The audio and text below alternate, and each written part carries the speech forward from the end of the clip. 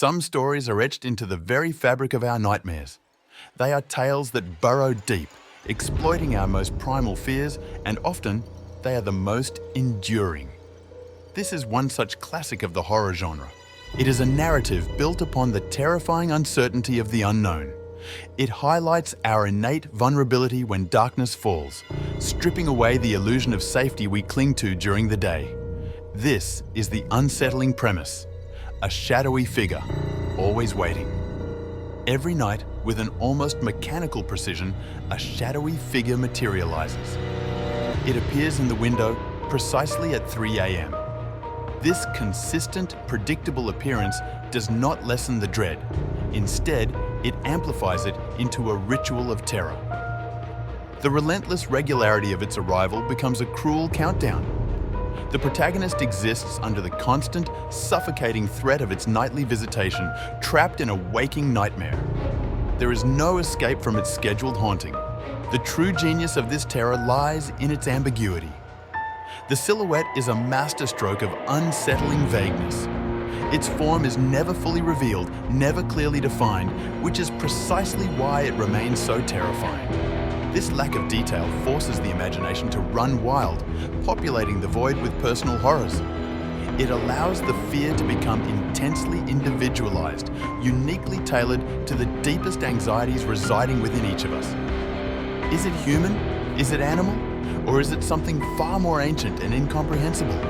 The figure might appear tall and gaunt, suggesting a skeletal, withered form.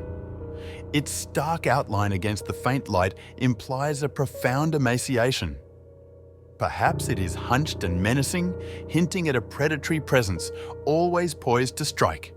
This vague outline, a mere suggestion of form, conveys a chilling lack of substance. It exists as a phantom, a whisper of a being that hovers just beyond the veil of our ordinary reality. It is a presence without a body, making it impossible to fight or comprehend.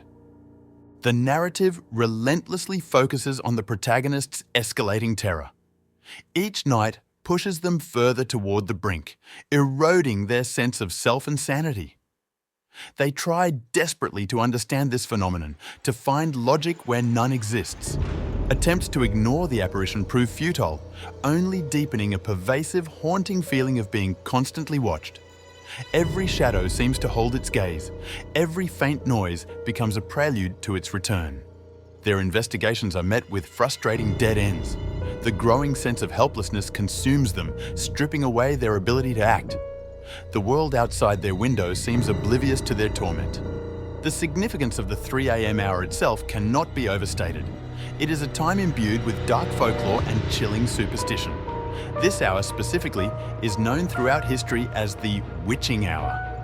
It is a time deeply associated with the supernatural, when the barrier between our world and the unseen is believed to be at its thinnest. The boundaries blur, and unnatural things are said to stir. During these hours, the mind is most susceptible to suggestion and fear. Sleep-deprived and vulnerable, our defenses are down. It is a prime time for such an entity to exert its psychological dominance. The narrative meticulously explores the profound psychological impact this nightly terror inflicts. It delves into a descent marked by relentless sleep deprivation, gnawing paranoia, and an oppressive, terrifying isolation. The protagonist's life slowly unravels, thread by fragile thread. They become entirely consumed by the nightly apparition, their waking thoughts and dreams dominated by its impending arrival. Their existence shrinks to a solitary vigil. This obsession may lead them to fixate on the window, spending their days preparing for its return. They might attempt to barricade their room, futilely trying to keep the spectral visitor out. They feel utterly trapped by their fear, prisoners in their own home. The initial appearances of the silhouette were merely disconcerting. A flicker, a shadow where there should be none, a trick of the light dismissed by a tired mind. But dismissal soon gave way to a growing, cold certainty. It began subtly, a fleeting presence in peripheral vision. Then it became distinct, a human-shaped void against the dim streetlights, always precisely at the same time. The clock became an accomplice to the terror. The silence that accompanied its arrival was often the most horrifying aspect. No creaking floorboards, no rattling panes, just an absolute suffocating quiet. Only the protagonist's pounding heart dared to make a sound. Fear, like a poison, seeped into every corner of their life. Daylight offered little solace, merely a pause before the next inevitable visitation. The world outside felt increasingly distant and unreal. They tried to rationalize it, to find a logical explanation for the impossible. Was it a prank? A trick of light and shadow from a distant tree? Every theory crumbled under the cold, consistent reality of its presence. The figure never moved, never gestured, never seemed to acknowledge their existence directly. Yet, its stillness was a profound accusation, a silent judgment that pierced through their very being. This static nature amplified the dread. It wasn't an active threat in the traditional sense, but a passive, enduring one. It was a monument to their own vulnerability, a constant, horrifying reminder. The protagonist's sleep became fractured, haunted by waking nightmares. Every rustle of the leaves, every distant siren seemed to draw them closer to the dreaded hour. The bed became a place of dread, not rest. They began to dread the approach of nightfall, the creeping shadows that stretched across their room. Each evening was a slow, agonizing march toward the 3 a.m. revelation. There was no escape from time itself. The silhouette became a twisted ritual. They would often be awake, rigid with terror, staring at the window, willing it not to appear. Yet, it always did, a dark punctuation mark on the night. The initial fear morphed into something deeper, a sickening fascination. They started to wonder what would happen if they truly acknowledged it, if they dared to approach the window themselves. What would happen if they reached out, if they tried to shatter the illusion or confront the reality? This dark curiosity was as terrifying as the silhouette itself, a seductive whisper toward madness. The idea of moving, of leaving their home, became a torturous fantasy. But what if it followed? What if this terror was not tied to the house, but to them? The thought locked them in place. They began to research, frantically searching for answers in old legends, occult lore, and forgotten texts. Every ancient warning, every chilling anecdote seemed to echo their plight. Each piece of information, however vague, only deepened the mystery, adding layers to the incomprehensible. The silhouette transcended a simple haunting. It became a cosmic enigma, a personal horror. The psychological warfare was subtle but relentless. The entity didn't need to speak or move. Its mere presence was enough to dismantle a mind, brick by agonizing brick. It was a silent, psychological predator. The world outside their window began to seem unreal, a blurry background to their nightly torment. Friends became distant, their normal conversations an irritating distraction from the true horror consuming them. Paranoia became a constant companion. Every shadow seemed to stretch. Every reflection seemed to hold a fleeting glimpse of the silhouette. Their own home became a mausoleum of their former self. The lack of an explanation, the absence of a discernible motive, was perhaps the most unsettling aspect of all. Why them? Why this house?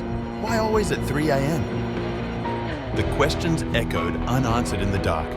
The silhouette became an anchor, tethering them to an unseen dimension of fear. It was a dark mirror reflecting their own dwindling sanity, a silent observer of their slow, inevitable breakdown. They learned to function on minimal sleep, fueled by a nervous energy that teetered on the edge of hysteria. The exhaustion was profound, yet the terror of sleep was greater. Dreams were no refuge. The obsession grew, an all-consuming fire. They found themselves compelled to watch, despite the terror, as if by understanding its pattern, they could somehow gain control over the uncontrollable. The window became the focal point of their existence, a gateway to their personal hell. Every object in the room was rearranged to facilitate their nightly vigil, to better glimpse the dark outline. They started to draw it, to sketch its impossible form, hoping that externalizing the terror might diminish its power. But the act only solidified its image in their mind, making it more real. The silence of its presence was profound, broken only by the frantic beat of their own heart. It was a sound that now filled the entire room, a drumbeat of their impending madness.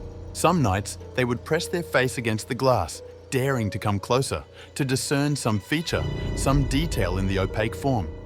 But it remained a perfect, terrifying void. The silhouette never changed, never varied. Its unwavering consistency was the most terrifying thing of all.